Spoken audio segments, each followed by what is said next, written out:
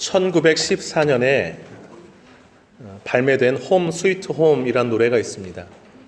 우리나라에는 즐거운 나의 집이란 노래로 소개되었는데요. 이 곡을 쓴 작사가가 존 하워드 페인입니다. 그 가사말이 이렇습니다. 즐거운 곳에서는 날 오라 하여도 내 쉴 곳은 작은 집, 내 집뿐이리. 내 나라 내 기쁨 길이 쉴 곳도 꽃 피고 새 오는 내 집뿐이리. 오 사랑 나의 집, 즐거운 나의 벗, 내 집뿐이리. 이 노래가 미국에 있는 많은 사람들의 마음에 큰 반향을 일으켰습니다. 가정의 소중함, 단란한 집을 꾸미는 것의 소중함을 일깨워줬습니다.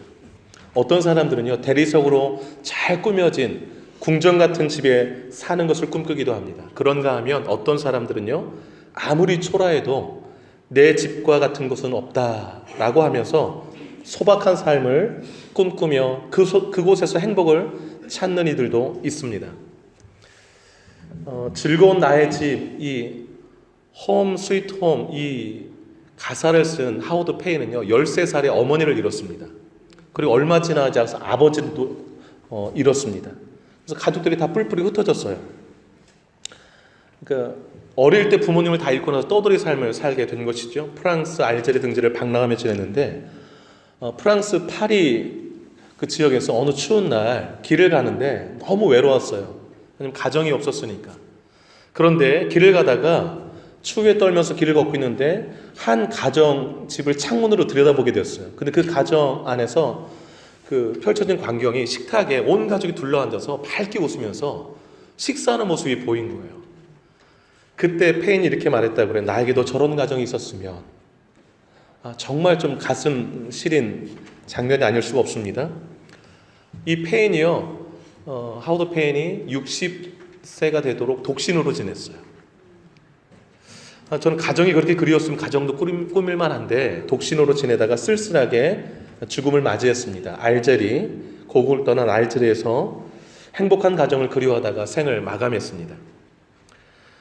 A 카올리라는 사람이 이런 말을 했어요. 정다운 내 집 없으면 온 세상일지라도 커다란 감방에 지나지 않는다. 이게 하워드 페인에게 딱 맞는 말이 아닌가 싶어요. 그러니까 정다운 내 집이 없으면 아무리 이 세상에 있어도 이 감옥같이 느껴지는 거죠. 이 세상 자체가. 그래서 여러분, 내가 사는 가정, 내가 몸담고 있는 가정이 행복한 스위트홈이 되게 만드는 노력 대단히 중요하다 할 수 있겠습니다. 여러분 잘 아시는 교육학자 페스탈로치가 가정의 단란함이 이 세상에서 가장 빛나는 기쁨이다 그랬습니다. 그리고 자녀를 보는 즐거움은 사람의 가장 거룩한 즐거움이다. 그래서 가정이 단란하고 거기서 웃음소리가 넘치고 그런 모습이 너무너무 귀하고 아름답다 할 수 있겠습니다. 가정만큼 소중한 곳 없습니다. 어떤 사람이 말했습니다. 가정을 이루는 것은 의자와 책상과 소파가 아니라 그 소파에 앉아있는 어머니의 미소다. 가정을 이룬다는 것은 푸른 잔디와 화초가 아니라 그 잔디에서 뛰어노는 아이들의 웃음소리다.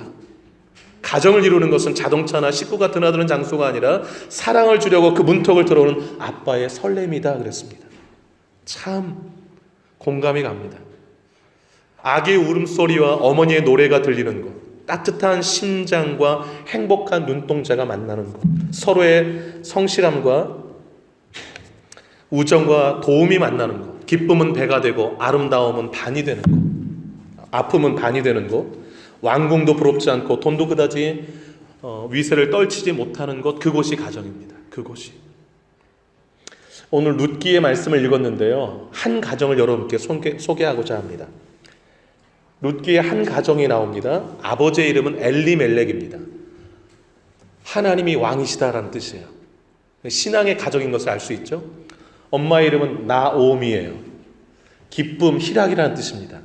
그러니까 아빠의 이름의 뜻은 하나님은 왕이다라는 뜻이고 엄마의 이름의 뜻은 기쁨, 희락이에요. 그럼 여러분 그 가정의 그림이 그려지죠. 하나님을 왕으로 모신 신앙의 가정일 테고 기쁨과 감사가 넘치는 가정일 거로 그림이 그려지죠. 이 가정은 풍족했어요. 물질적인 어려움도 없었어요. 근데 이 가정에 두 아들이 있었습니다. 말론과 기련이에요. 근데 여러분 말론과 기련인데 이 이름의 뜻을 보면 그 두 아들의 상태를 좀 알 수 있어요. 말론은 병들다라는 뜻이에요. 기련은 약하다. 그러니까 첫 아들을 낳는데 좀 병을 갖고 태어난 것 같아요. 그래서 그렇게 이름을 지었어요. 그러니까 아이의 상태에 맞게. 또 둘째 아들 낳는데 또 약한 아들을 낳았어요. 마음이 참 힘들었을 것 같아요. 그래도 재정적으로 큰 어려움이 없고, 그래서 이 가정이 그나마 이 4인 가족이 된 거잖아요. 아들 둘에. 베들레헴이라는 그 곳에서 살았는데 아주 단란하게 가정을 이루면서 두 아들이 좀 약한 아들이었지만 단란하게 잘 살고 있었습니다.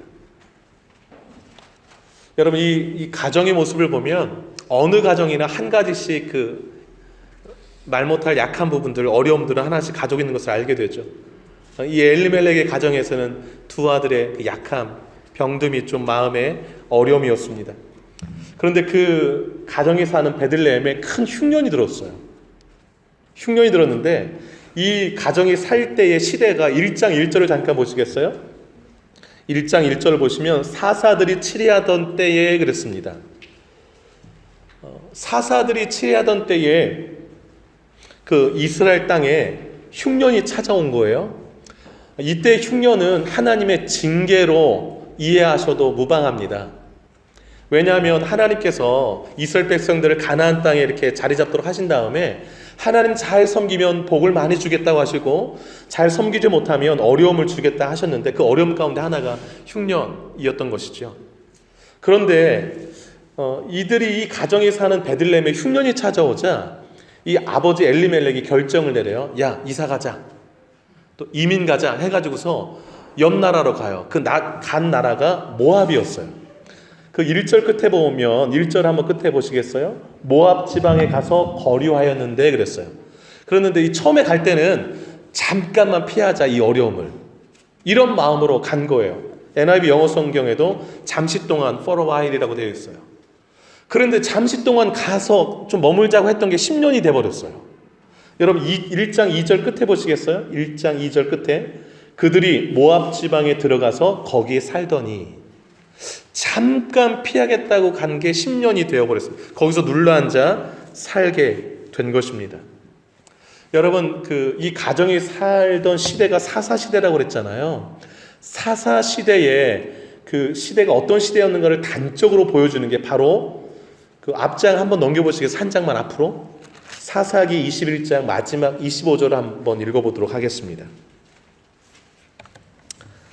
읽어보도록 할게요. 자, 시작. 그때에 이스라엘에 왕이 없으므로 사람이 각기 자기의 소견에 옳은 대로 행하였더라.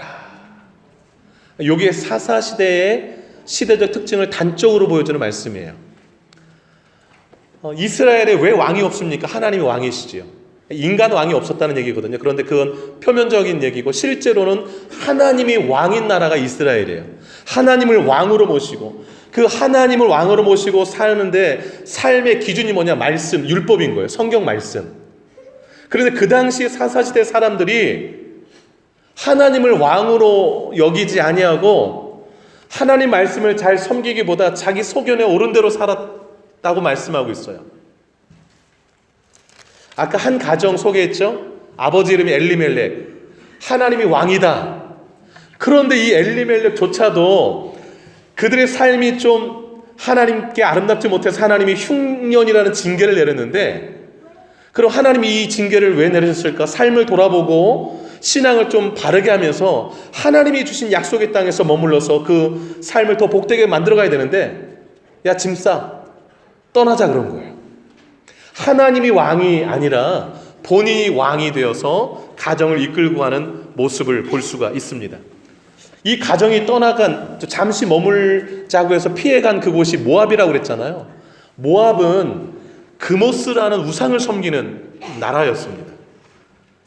여러분 1절과 2절에서 강조하는 게 뭐냐면, 이 사람들은 베들레헴에 사는 사람들이다, 하나님의 사람들이다. 그런데 어려움이 찾아오자 우상을 섬기는 모압 지방으로 이사 갔다, 거기서 이제 눌러 살았다, 이 얘기를 전하고 있어요. 이게 뭘 말하는 거 하니, 하나님의 백성이 신앙을 등지고 세상을 향해서 나아갔다라는 것을 지금 말하고 있는 거예요.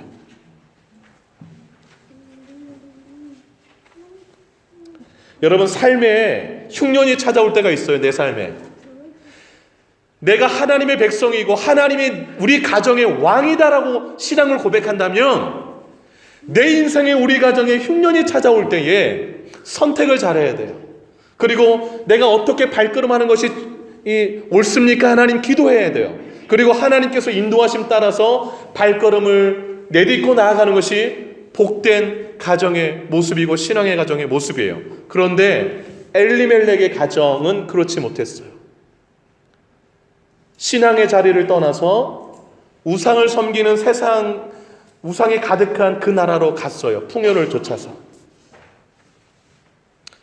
그 10년 동안에 이 가정은 무너져 내리고 말았어요. 10년 동안에 이 가정이 어떻게 되었는가? 3절, 4절, 5절이 말하기를 남편 죽었다 그래요. 10년 사는 동안에 두 아들도 죽었다 그래요. 근데 10년 가서 사는 동안에 두 아들이 결혼했어요. 근데 모압 여자랑 결혼했지요. 이방 여인. 결혼했는데 그 두 아들마다 다 죽었어요. 10년 만에. 그러니 누구만 남은 거예요? 과부 셋 남은 거예요. 10년 동안에.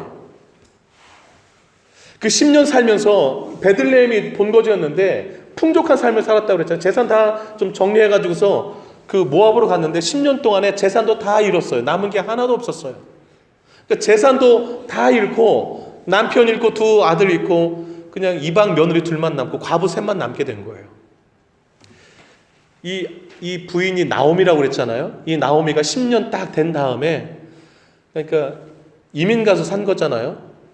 완전히 마음이 막 제 갈갈하게 찢겨졌어요. 너무 완전히. 그래서 이제 고향으로 돌아오기로 결심하고 돌아오면서 그가 한 고백이 있어요. 10년 삶의 결론, 내 인생의 결론. 그래서 그게 어디 나오는 거 아니? 1장 20절, 21절에 나오는데요. 그 같이 한번 읽어보도록 할게요.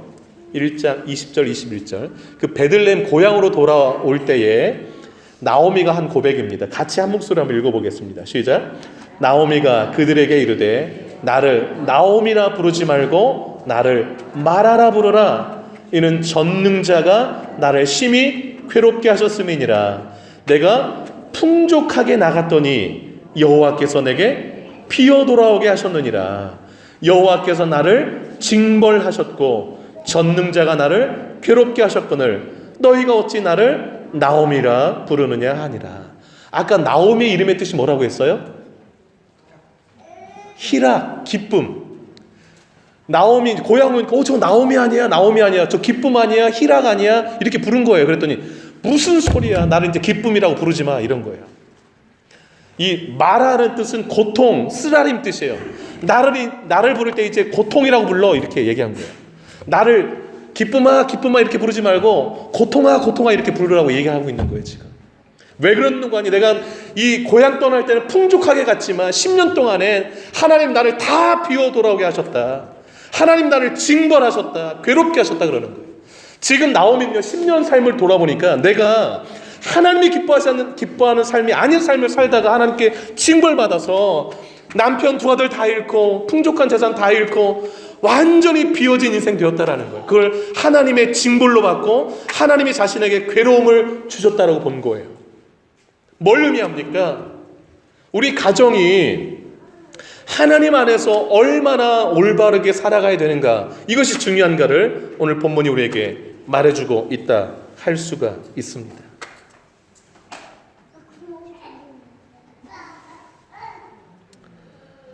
여러분, 이 풍요를 쫓아가는 삶은요 대단히 위험합니다.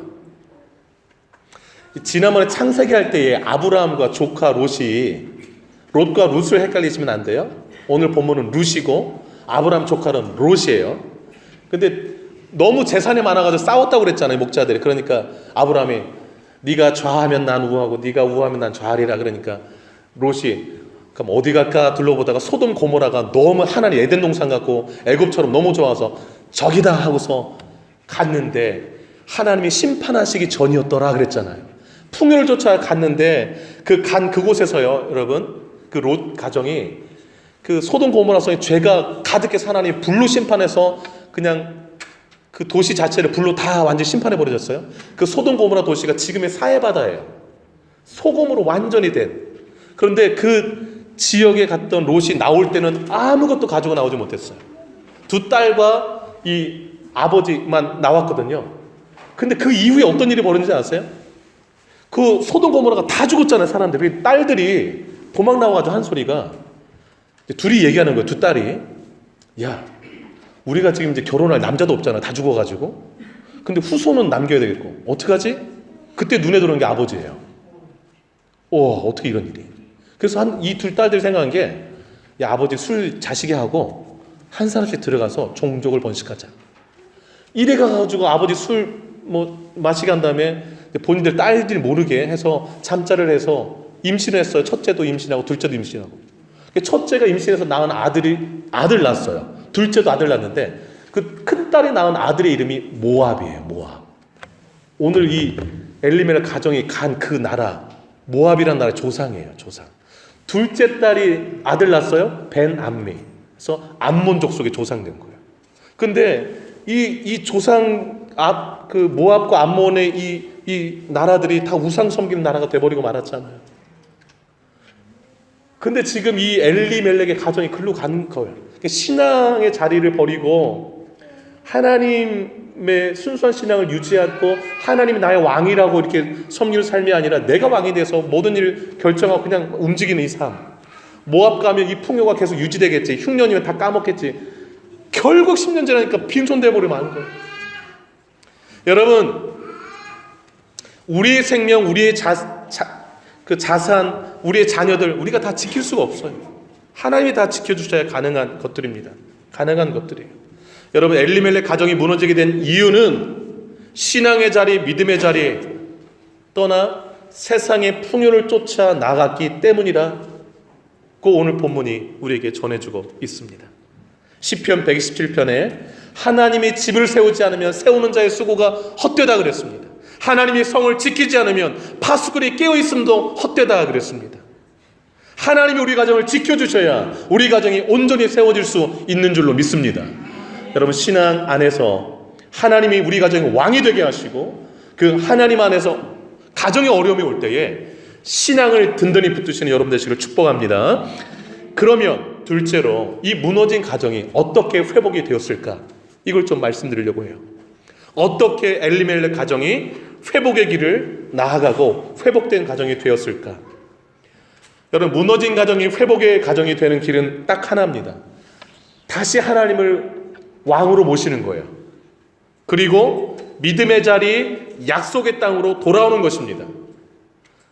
이 무너지게 된 게 그 다 버리고서 떠나갔기 때문에 무너졌다고 그랬잖아요. 다시 이 원상태로 돌아오는 거예요. 하나님을 나의 왕으로, 믿음의 자리, 약속의 땅으로 돌아와서 신앙을 회복하는 게 가정, 무너진 가정의 회복의 길이다 라고 오늘 본문이 말해주고 있습니다. 여러분, 오늘 1장 6절 한번 잠깐 보세요.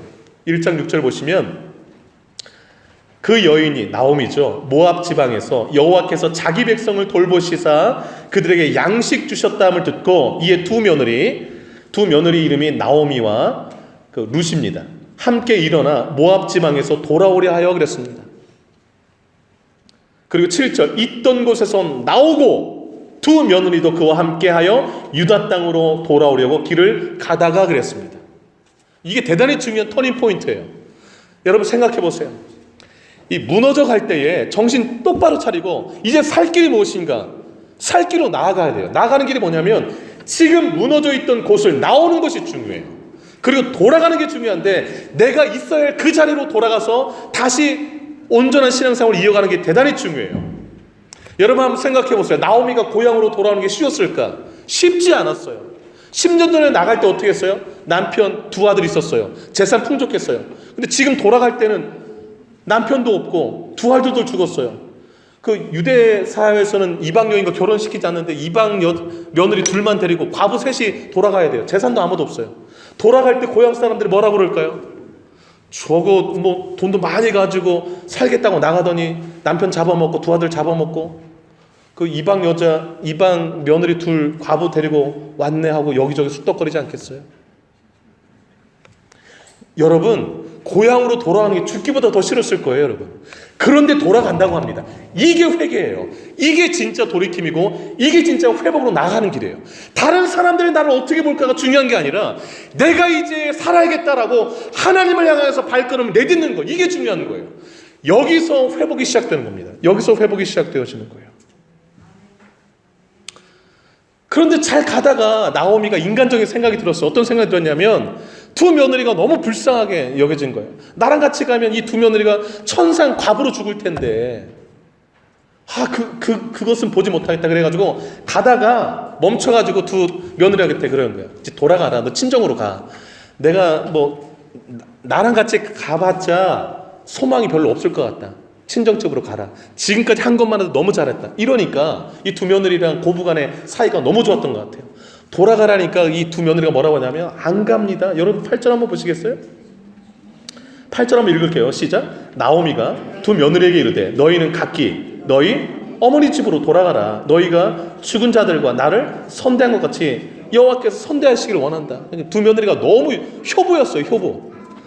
그러니까 이제 여러분 9절 한번 읽을게요. 시작. 여호와께서 너희에게 허락하사 각기 남편의 집에서 위로를 받게 하시기를 원하노스도. 이거 새 남편을 말하는 거야. 그러니까 우리 두 아들 죽었으니까 새로 시집가 가지고서 잘 살아. 그 새 남편이 너네들에게 그 받은 상처 다 위로해줬으면 좋겠다. 참 멋진 시어머니죠. 나 과부니까 너네도 평생 과부 살아. 뭐 이렇게 하는 그런 시어머니가 아니었어요.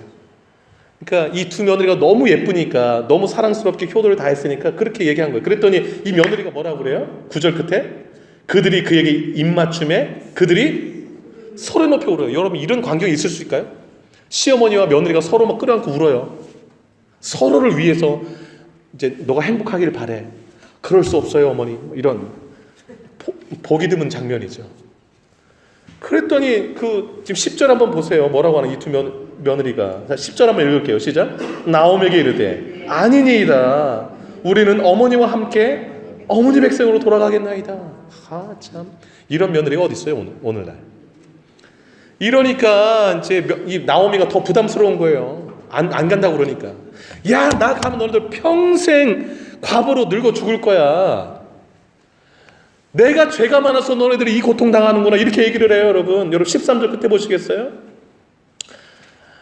13절 한번 다 읽을게요. 그냥 13절 같이 한번 읽겠습니다. 시작. 너희가 어찌 그들이 자라기를 기다리겠으며 어찌 남편 없이 지내겠다고 결심하겠느냐. 내 딸아 그렇지 아니하니라. 여호와의 손이 나를 치셨으므로 나는 너희로 말미암아 더욱 마음이 아프다. 하나님 날 쳐가지고 너네들까지 고생하는구나. 여러분 그 당시에 이스라엘 법에 의하면 나오미가 결혼해서 아들 낳으면 그 자식이 또 이렇게 첫째 며느리, 둘째 며느리 결혼 이렇게 동침해가지고 자식 낳아서 그 첫 아들, 둘째 아들 대를 또 이어줘야 되는 게 그 법이었어요. 그 당시 법이. 그러니까 나오미가 내가 언제 남자 만나고 결혼해서 애 낳으면 클 때까지 기다려서 너네들 되겠냐. 그러니까 가 이러는 거예요. 다 내 죄다 이러는 거예요. 그랬더니 또 두 번째 또 눈물겨운 장면이 펼쳐져요. 끌어안고 또 울어요, 여러분. 14절 보시겠어요? 그들이 소리를 높여 다시 울더니 정말 끈끈했던 것 같아요. 이 고부간에 이제 서로의 마음을 확인하는 거죠. 진심이구나 이런 게. 그러더니 둘째 며느리는 가요. 이제 어머니 저 갈게요 친정으로. 그리고 이제 나오미는 오르바는 가고요. 그 다음에 룻은 안 가요. 그리고 오늘 본문 함께 읽어도 본문 그 유명한 말을 남깁니다. 여러분 16절 17절인데요. 같이 한번 읽어보겠습니다. 16, 17절 시작. 룻이 이르되 내게 어머니를 떠나며 어머니를 따르지 말고 돌아가라 강권하지 마옵소서. 어머니 머무시는 곳에서 나도 머물겠고 어머니의 백성이 나의 백성이 되고 어머니의 하나님이 나의 하나님이 되시리니 어머니께서 죽으시는 곳에서 나도 죽어 거기 묻힐 것이니라. 만일 내가 죽는 일 외에 어머니를 떠나면 여호와께서 내게 벌을 내리시고 더 내리시기를 원하나이다 하는지라. 엄청난 며느리예요. 엄청난 며느리. 여러분 이 룻의 고백 속에 뭘 느낍니까? 룻의 이 16, 17절에서 강조되는 게 하나님과 어머니예요. 어머니 하나님이 제 하나님이라는 거예요. 그리고 제가 죽는 일에 어머니 떠나면 하나님 내가 벌 주시기를 원한다. 룻은 하나님 중심의 신앙을 소유한 여인이 됐어요. 그리고 그 중심이 하나님이 돼 보니까 지금 어머니가 과부됐는데 나 혼자 떠나면 어머니의 그 뒤는 누가 책임지나 해가지고서 그럴 수 없다라는 거예요. 제가 제 미래가 과부로 평생 늙어 죽는다도 제가 어머니 모시겠습니다. 이 고백하는 거예요. 여러분, 내가 하나님을 잘 섬긴다고 하는데 부모를 잘 섬기지 않는 그 가짜 신앙이에요. 여러분, 내가 하나님을 잘 섬기면 부모도 잘 섬겨야 돼요. 그게 제대로 된 신앙인 거예요. 부모 효도 못하면서 교회 와서 충성하는 거 하나님이 그거 기쁘게 보지 않아요. 여러분, 예수님이 혼내신 것 중에 고르반이라는 거 있잖아요. 고르반이라는 게 있는데 그게 뭐냐면 하나님께 드림이 되었다라는 거예요. 여러분, 내가 이제 자식이 있는데 돈이 있어요. 근데 이걸 가지고 부모에게 좀 효도 좀 해야 되는데 이렇게 선언하는 거예요. 이 돈은 고르반. 그러니까 하나님께 드린 거 됐으니까 하나님께 드리기로 했으면 이거 손대면 안 되거든요. 그러고서 효도를 안 하는 거예요. 부모님이 좀 여행 좀 가고 싶다는데 돈도 안 보태주고, 고기 좀 먹고 싶다는데 고기도 안 사주고, 아프신데 약도 안 해주고, 이건 하나님께 드리기 때. 근데 여러분, 고르반에서 하나님께 드림이 됐다라고 하고서 그건 나중에 드렸는지 안 드렸는지는 뭐 확인 안 해요. 나쁜 자식들인 거죠. 예수님이 그거 혼냈어요. 그러고 어떻게 너네들이 하나님 섬긴다 그러냐 그러는 거예요. 여러분, 오늘 본문에 강조하는 거 이거예요. 무너진 이 가정이 어떻게 회복됐는가? 첫째, 이 나오미의 제대로 된 하나님 앞에서 돌아섬, 그리고 그 며느리의 온전한 하나님 앞에서 신앙, 이 두 가지가 합쳐져서 다시 땅으로 베들레헴으로 돌아오는 이 광경 가운데서 회복의 가정이 펼쳐져 가는 것입니다. 여러분, 가정이 온전히 건강을 회복되는 길은 뭐냐면 내 신앙이 온전히 회복되는 것이에요. 하나님에 대한 신앙이 온전히 다시 회복되는 것, 그것이 가정을 새롭게 하는 길이다라는 것을 꼭 기억하시기를 바랍니다. 그 신앙에서 정점이 가장 중요한 게 부모의 신앙이고, 그 다음에 그 부모를 공경할 줄 아는 자녀의 올바른 신앙, 부모와 이 자녀의 올바른 신앙이 합쳐질 때에 그 가정은 건강한 가정으로 회복될 수 있다는 것을 오늘 본문이 말해주고 있습니다. 하나 더 말씀드리고 말씀을 좀 마치고자 하는데요. 이 회복된 엘리멜렉의 가정에 하나님이 어떤 복을 주셨는가, 이것을 한번 나누고자 합니다. 이제 돌아왔잖아요. 돌아왔어요. 그 나오미랑 룻이 둘만 돌아왔어요. 돌아온 다음에 하나님께서 이 나오미와 룻을 복 주시는데요, 회복시키시는데요, 너무 놀랍습니다. 이 룻에게 하나님이 너무 멋진 복을 주셨는데 그게 뭐냐면 너무 근사한 남편을 줬어요. 너무 근사한 남편. 그게 바로 보아스라는 사람인데요. 여러분, 2장에 나옵니다. 보아스. 룻이 돌아와서 이제 새로 자리 잡고 살아야 되니까 돈이 하나도 없잖아요. 그래서 추수 때가 돼서 이제 추수하는데 떨어진 이삭들 주스로 룻이 간 거예요. 갔는데 가서 주러 간 그 밭이 마침 보아스의 밭이었어요. 그 밭에서 이제 이삭을 줍는데 이 룻이 이삭을 줄 때 이 보아스가 그 밭에 와서 룻을 본 거예요.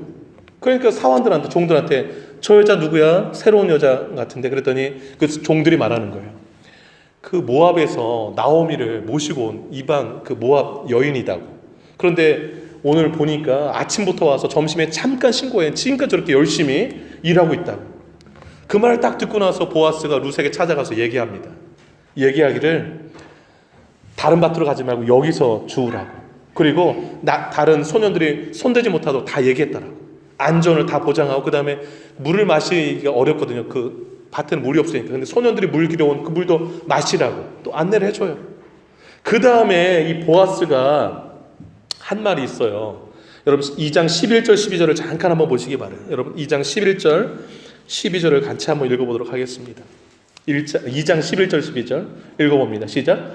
보아스가 그에게 대답하여 이르되 네 남편이 죽은 후로 네가 시어머니에게도 행한 모든 것과 내 부모와 고국을 떠나기 전에 알지 못하던 백성에게로 온 일이 내게 분명히 알려졌느니라. 여호와께서 네가 행한 일에 보답하시기를 원하며 이스라엘의 하나님 여호와께서 그의 날개 아래 보호받으러 온 내게 온전한 상 주시기를 원하노라. 예, 너무 멋지지 않아요? 룻이 신앙으로 하나님 저를 보호해 주세요. 제 인생. 그리고 온 너에게 하나님이 온전한 상 주시기를 원한다. 그리고 시어머니한테 그 효성을 하나님 기억하시고 상 주시기를 원한다. 그 상이 누구였는가? 보아스였어요. 보아스. 이후에 이 보아스가 룻과 결혼해요. 결혼해가지고서 너무너무 아름다운 가정을 꾸리는데요. 여러분, 이 보아스의 엄마가 누군지 아세요? 보아스의 엄마가 라합이에요. 라합. 기생 라합. 기생 라합이 누굴까? 여러분, 이스라엘 백성들이 가나안 땅을 들어갈 때 여리고성 무너뜨린 거 아시죠? 그 여리고성에 여호수아가 2명의 정탐꾼을 보냈을 때 그 정탐꾼을 숨겨준 사람이 기생 라합이에요. 기생 라합인데 그 정탐꾼을 숨겨준 일로 말미암아 여리고성 멸망당할 때 그 라합의 가정이 다 구원받아요. 그러고 나서 그 라합이 누구랑 결혼했는가? 정탐꾼 2명 중에 한 명인 살몬과 결혼했다고 전해져요. 그 두 사이에서 태어난 게 누구다? 오늘 본문에 나오는 보아스예요. 근데 보세요. 보아스의 엄마가 누구예요? 기생이에요. 이스라엘 백성으로 엄마는 이방이었는데 이스라엘 백성으로 들어온 거예요. 그 이후로. 하나님에 대한 신앙이 라합이 좋았거든요, 엄마가. 그러는데 자라면서 저 기생 아들이라는 소리 듣지 않았겠어요? 보아스도 자라면서. 그러는데 보아스는 인격이 어긋나가지 않았어요. 하나님 안에서 라합이라는 그 여인 엄마가 하나님에 대한 신앙을 발견하고서 건강한 삶을 살았다고 하죠. 가정을 이루고. 그래서 보아스도 낳고 그 어머의 신앙을 본 거예요. 그리고 나서 보아스가 성장해서 룻을 보니 누가 떠올랐겠어요, 여러분? 엄마가 떠오르죠. 그리고 룻을 본 순간 우리 가정에 베푸신 그 하나님 은혜가 너에게도 임하기를 원한다. 그리고서 나중에 하나님이 둘을 맺어져 가지고서 아들을 낳았다는 거 아니겠습니까? 그 아들이 누구에게 줬나? 또 나옴에게 줬어요. 이 법이 그래요, 법이. 하여튼 기업을 다 모르게 해줘가지고 무슨 희한한 법도 있네 뭐 이러겠지만 하여튼 그 당시 법이 그래요. 이게 뭐냐면 하나님께서 그 이스라엘 땅에 그 기업을 줬으면 그 기업을 사라지지 않도록 그 가정이 계속 그 하나님 나라 축복을 이어갈 수 있도록 하나님의 법을 정해준 거예요. 근데 이 보아스가 이 엘리멜렉 다 죽었잖아요. 아버지 두 아들 죽었으니까 이 가정의 유산을 이어갈 수 있도록 해준 거예요. 그래서 나오미가 우리 집은 다 끝났다라고 생각했는데 빈손으로 왔는데 둘 사이에서 하나님이 아들 준 거예요. 아들. 그게 바로 오벳이에요. 오벳. 아들 줘가지고서 그러니까 막 난리가 난 거예요. 이런 경사가 있나? 이래가지고 그 베들레헴 사람들이 어떻게 했겠어요? 막 박수치고 난리 났죠. 박수치고 난리 나서 한 얘기를 한번 보겠습니다. 마지막 4장 14절 한번 보세요. 4장 14절 15절 한번 읽어볼게요. 16절까지. 자, 4장 14, 15, 16 시작. 여인들이 나옴에게 이르되 찬송할지로다 여호와께서 오늘 내게 기업 물을 자가 없게 하지 아니하셨도다. 이 아이의 이름이 이스라엘 중에 유명하게 되기를 원하노라. 이는 내 생명의 회복자이며 내 노년의 봉영자라. 곧 너를 사랑하며 7 아들보다 귀한 네 며느리 룻이 낳은 자로다 하니라. 16절 나오미가 아기를 받아 품에 품고 그의 양육자가 되니. 여러분 이 이름이 17절에 뭐래요 이제? 17절 오벳. 근데 오벳이 누구래요? 다윗의 아버지 이새의 아버지래요. 그러니까 다윗의 할아버지를 룻이 낳은 거예요. 여러분 예수님이 족보가 아브라함, 다윗 그리고 예수님 이렇게 흘러가는 거예요. 근데 그 다윗을 누가 낳는가? 룻이 낳았어요. 룻이. 여러분 남편이 죽었어요. 소망이 없어요. 미래가 어떻게 펼쳐질지 몰라요. 그래서 나오미가 너 가라 친정으로. 그랬는데도 안 됩니다. 저는 하나님을 섬기는 안 됩니다. 그리고 하나님께 보호받기로 왔더니 하나님이 얼마나 큰 축복으로 그 가정을 회복시켜 주시고 나오미도 회복, 룻도 너무 근사한 남편 만나게 해주시고 얼마나 복 주셔서 행복한지 모르겠어요. 여러분 이게 성경이 전하는 메시지예요. 하나님께 나와서 신앙으로 온전히 나가면 하나님이 그 신앙과 그 마음을 보시고 온전한 상을 그에게 허락해 주실 줄로 믿습니다. 그것이 전하는 게 룻기예요. 저는 우리 새누리 가정들이 룻이 받은 또 나오미가 회복되어서 받은 이 축복을 모든 가정이 다 받으셨으면 좋겠어요. 온전한 하나님의 신앙으로 이 놀라운 축복을 자손 만대로 이어가는 은혜가 있기를 주의 이름으로 축복합니다. 함께 기도하기 원합니다. 기도하겠습니다.